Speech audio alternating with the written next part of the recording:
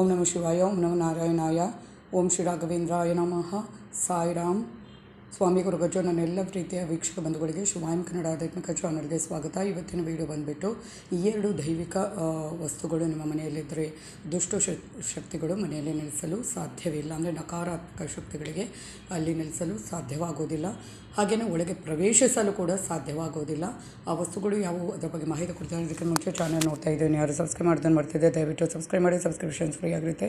ಆದಷ್ಟು ವಿಡಿಯೋವನ್ನು ನೋಡಿದ ಮಾತ್ರ ಲೈಕ್ ಆ್ಯಂಡ್ ಶೇರ್ ಮಾಡಿ. ಹಾಗೆಯೇ ಆಧ್ಯಾತ್ಮಿಕ ಜ್ಯೋತಿಷಕ್ಕೆ ಸಂಬಂಧಪಟ್ಟ ಉಪಯುಕ್ತ ಮಾಹಿತಿ ಇರುವಂಥ ವಿಡಿಯೋವನ್ನು ಹಾಕ್ತಾ ಇರ್ತೇನೆ. ಹಾಗೆ ನಿಮ್ಮ ಏನಾದರೂ ಸಮಸ್ಯೆ ಇದೆ ನನ್ನ ಜೊತೆ ಹಂಚ್ಕೋಬೇಕು, ಅದಕ್ಕೆ ಏನಾದರೂ ಪರಿಹಾರ ಬೇಕು ಅಂದರೆ ಖಂಡಿತವಾಗ್ಲೂ ಸಮಸ್ಯೆಯನ್ನು ಸ್ಪಷ್ಟವಾಗಿ ರಾಶಿ ನಕ್ಷತ್ರ ಅಥವಾ ಡೇಟ್ ಆಫ್ ಬರ್ತೊಂದಿಗೆ ಬರೆದು ಕಳುಹಿಸಿ ಖಂಡಿತವಾಗ್ಲೂ ಅದಕ್ಕೆ ತಕ್ಕ ಪರಿಹಾರವನ್ನೇ ಸೂಚಿಸ್ತೇನೆ. ಸುಲಭವಾದ ಪರಿಹಾರ. ಅದನ್ನು ನೀವು ಒಂದು ಒಳ್ಳೆ ಮನಸ್ಸಿನಿಂದ ನನ್ನ ಕಷ್ಟಗಳು ದೂರವಾಗುತ್ತೆ, ನನ್ನ ಸಮಸ್ಯೆಗಳು ದೂರವಾಗುತ್ತೆ ಅಂತ ಎನಿಸಿ ಏನಾದರೂ ಮಾಡಿದರೆ ಖಂಡಿತವಾಗ್ಲೂ ಆದಷ್ಟು ಸಮಸ್ಯೆಯಿಂದ ಹೊರಬರ್ಬೋದು. ಹಾಗೆ ನಿಮ್ಮವರಿಗೆ ಯಾರಿಗಾದರೂ ಒಳ್ಳೆಯ ಶುಭ ಕಾರ್ಯಕ್ರಮಕ್ಕೆ ಯಾವುದಾದ್ರೂ ಶುಭ ಕಾರ್ಯಕ್ರಮಕ್ಕೆ ವಿಶ್ ಮಾಡಬೇಕು ಅಂತ ಇದ್ದರೆ ಅದನ್ನು ಕೂಡ ಸೂಚಿಸಿ ಖಂಡಿತವಾಗ್ಲೂ ವಿಶ್ ಮಾಡ್ತೇನೆ. ಹಾಗೆಯೇ ಡೇಟ್ ಆಫ್ ಬರ್ತ್ ಗೊತ್ತಿರುತ್ತೆ, ರಾಶಿ ನಕ್ಷತ್ರ ಗೊತ್ತಿರುತ್ತೆ, ಎಲ್ಲ ತಿಳ್ಕೊಬೇಕು. ನಮ್ಮಲ್ಲಿದ್ದರೆ ಅದನ್ನು ಕೇಳಬಹುದು. ಪ್ರತಿಯೊಂದು ಪ್ರಶ್ನೆಗೂ ನೋಡಿದ ತಕ್ಷಣ ರಿಪ್ಲೈ ಮಾಡ್ತೇನೆ. ಸ್ವಲ್ಪ ಸಮಯದ ಅಭಾವ ಇರೋದರಿಂದ ಸ್ವಲ್ಪ ಲೇಟ್ ಆಗ್ಬೋದು ನೋಡುವಾಗ. ಬೇಜಾರು ಮಾಡ್ಕೋಬೇಡಿ, ನೋಡಿದ ತಕ್ಷಣ ಮಾತ್ರ ರಿಪ್ಲೈ ಮಾಡ್ತೇನೆ. ಹಾಗೆ ನಾನು ನಂಬಿರೋ ಶಿವದೇವರ ಕುರಿಕಚ್ಚ ದೇವದ ಆಶೀರ್ವಾದ ನನ್ನೆಲ್ಲ ಪ್ರೀತಿ ವೀಕ್ಷಕ ಬಂಧುಗಳ ಮೇಲೆ ಸದಾ ಇರುತ್ತೆ ಅಂತ ಹೇಳ್ತಾ, ನಕಾರಾತ್ಮಕತೆ ಮನೆಯಲ್ಲಿ ಇದ್ದರೆ ಯಾವತ್ತೂ ಉದ್ಧಾರ ಆಗೋಲ್ಲ. ಏನಾದರೂ ಒಂದು ಸಮಸ್ಯೆ ಬಂದೇ ಬರ್ತಾ ಇರುತ್ತೆ. ಅಂದರೆ ನಮ್ಮ ಗ್ರಹಗತಿಗಳು ಸರಿ ಇಲ್ಲದಾಗಲೂ ಅಷ್ಟೇ. ಹಾಗೆಯೇ ಮನೆಯಲ್ಲಿ ಏನಾದರೂ ನಮ್ಮ ಗ್ರಹಗತಿಗಳು ಸರಿ ಇದ್ದು ಏನಾದರೂ ಎಲ್ಲ ಸರಿ ಇದ್ದು ಕೂಡ ಏನಾದರೂ ಒಂದು ಸಮಸ್ಯೆಗಳು ಬರುವಂಥದ್ದು, ಒಂದಲ್ಲ ಒಂದು ಸಮಸ್ಯೆಗಳು ಅದು ಇದು ಅಂತ. ಆಗ ಏನು ಮಾಡಬೇಕು, ಆದಷ್ಟು ನಾವು ಏನು ಮಾಡಬೇಕು, ಆ ಪಾಸಿಟಿವಿಟಿ ಅಂದರೆ ಸಕಾರಾತ್ಮಕತೆಯನ್ನು ಮನೆಯಲ್ಲಿ ನೆಲೆಸುವ ಹಾಗೆ ಮಾಡಬೇಕು. ಯಾವ ದೈವಿಕ ವಸ್ತುಗಳು ಮನೆಯಲ್ಲಿ ಇಟ್ಟರೆ ಒಳ್ಳೆಯದು ಮಾತ್ರ ಅಲ್ಲ, ಅದನ್ನು ನಾವು ಉಪಯೋಗಿಸಬೇಕು. ಯಾವುದು ಅಂದರೆ ಒಂದು ರುದ್ರಾಕ್ಷಿ ಶಿವದೇವರಿಗೆ ಅತ್ಯಂತ ಪ್ರಿಯವಾದದ್ದು. ಆ ಒಂದು ರುದ್ರಾಕ್ಷಿ ಮಾಲೆಯನ್ನು, ಅದು ಅಂದರೆ 108 ಕಾಯಿಗಳಿರುವಂಥ ರುದ್ರಾಕ್ಷಿ ಮಾಲೆ ಏನಿರುತ್ತೆ ಅದನ್ನು ಮನೆಯಲ್ಲಿ ಇಟ್ಕೋಬೇಕು, ದೇವರ ಕೋಣೆಯಲ್ಲಿ ಇಟ್ಕೋಬೇಕು.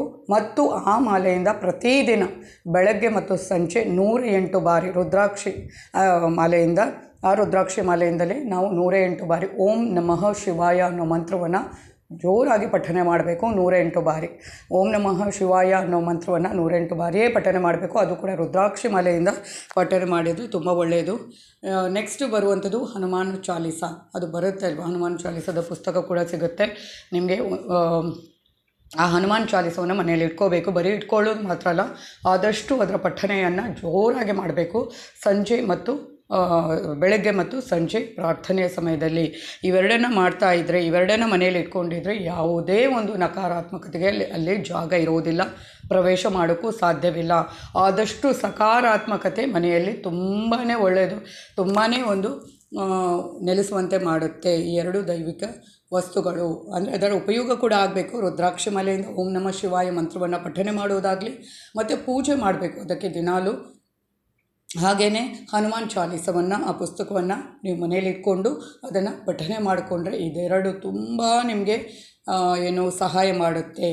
ಆ ಒಂದು ದೈವಿಕ ವಸ್ತುಗಳಿಂದ ದೈವಿಕ ಶಕ್ತಿ ಒಂದು ನೆಲೆಗೊಳ್ಳುವಂತೆ ಮಾಡುತ್ತೆ. ಮತ್ತು ಯಾವುದೇ ಒಂದು ನೆಗೆಟಿವಿಟಿಗೆ ಅಲ್ಲಿ ಜಾಗ ಇರೋದಿಲ್ಲ. ಪಾಸಿಟಿವಿಟಿ ತುಂಬಾ ಒಳ್ಳೆಯ ರೀತಿಯಲ್ಲಿ, ಯಾವುದೇ ದುಷ್ಟ ಶಕ್ತಿಗಳು ಕೂಡ ಮನೆಯನ್ನು ಪ್ರವೇಶಿಸಲಿಕ್ಕೂ ಕೂಡ ಬಿಡೋದಿಲ್ಲ. ಇದರ ಬಗ್ಗೆ ನೀವು ಗಮನ ಕೊಡಿ, ತುಂಬ ಒಳ್ಳೆಯದಾಗುತ್ತೆ. ಇದು ಇವತ್ತಿನ ವಿಡಿಯೋ ಆಗಿರುತ್ತೆ. ಧನ್ಯವಾದಗಳು.